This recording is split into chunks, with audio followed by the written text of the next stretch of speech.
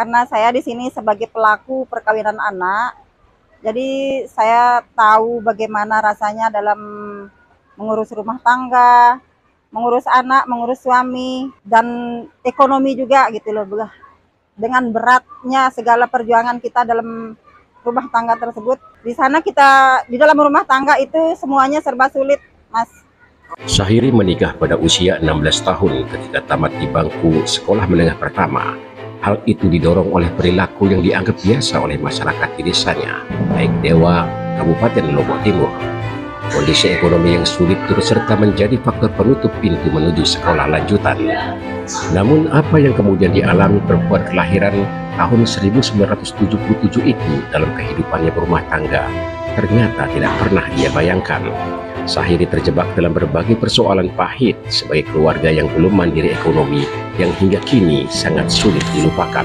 Terutama dari segi finansial, dari segi pengetahuan juga. Tapi ada yang lebih miris dari pengalaman-pengalaman yang tadi, yaitu di saat kita membutuhkan atau kepingin membeli sesuatu yang kita inginkan dan tidak bisa tercapai dengan apa yang kita harapkan, itu sangat-sangat kita rasakan bagaimana penderitaan yang dulu itu. Misalkan nih beras habis gitu kan, karena kan selama ini kan yang menanggung itu kan masih orang mertua gitu. Namun setelah lama-lama kan tidak mungkin nih mertua membantu ekonomi kita.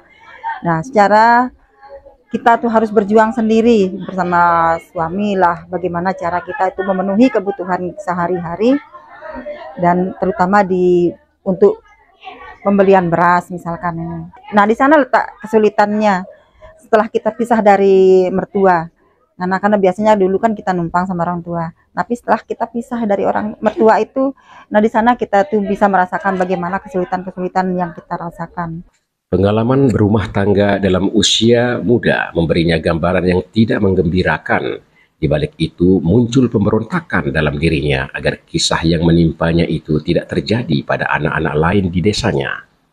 Karena itu ketika Lembaga Perlindungan Anak Provinsi Nusa Tenggara Barat melakukan pendampingan dalam program Berani 2, Syahiri seolah-olah menemukan sebuah jalan keluar untuk menyuarakan kata hatinya yang lama terpendam.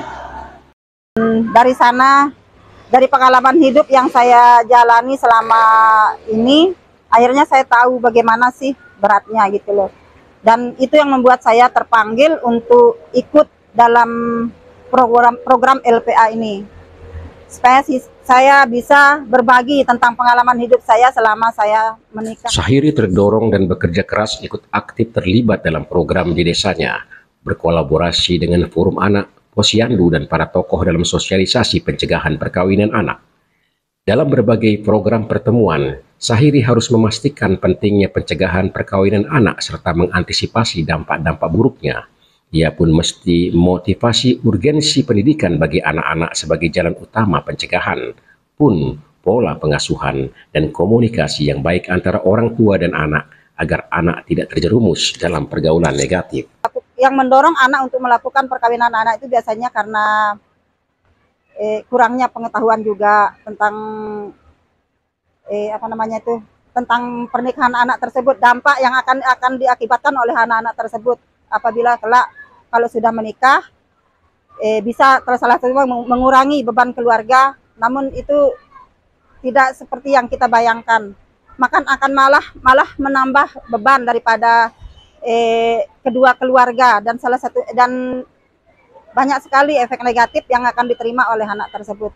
Insya Allah kalau kita sudah sosialisasikan ke masyarakat, dan alhamdulillah setelah kita terjun langsung ke masyarakat bersama LPA, alhamdulillah sekarang warga sudah paham dan tahu akibat yang ditimbulkan oleh perkawinan anak tersebut. Itu, Mas.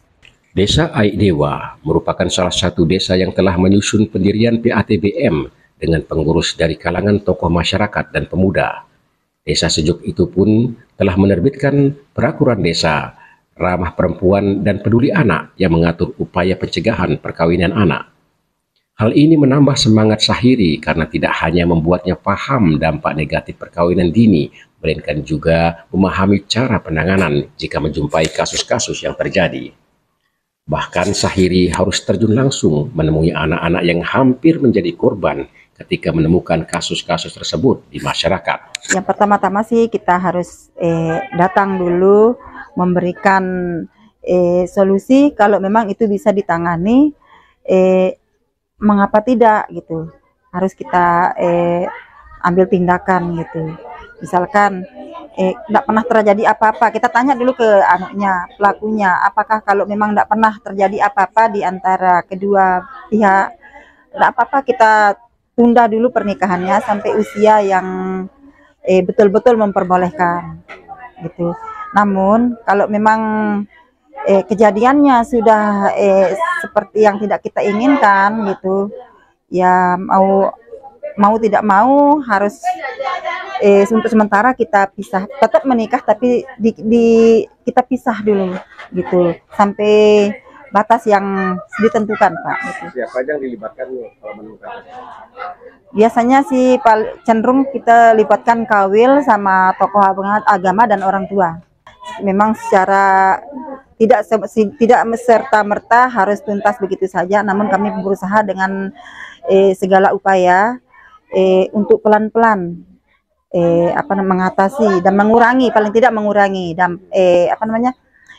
perkawinan itu sendiri. Sepak terjang istri kepala desa Aik Dewa ini menerima sambutan positif melalui pertemuan-pertemuan yang antusias diikuti masyarakat, seperti dalam dialog warga, membahas persoalan itu yang menghadirkan narasumber kompeten. Terjadi interaksi dan sharing pengetahuan yang membuat masyarakat memiliki ilmu tambahan yang bagi Sahiri sebagai awal langkah memulai hal baru di desanya. Setidaknya, antusiasme masyarakat desa Aik Dewa dalam pencegahan perkawinan anak memberinya sinyal keyakinan bahwa pengalaman pahit yang pernah dijalaninya dulu tak terulang pada generasi mendatang.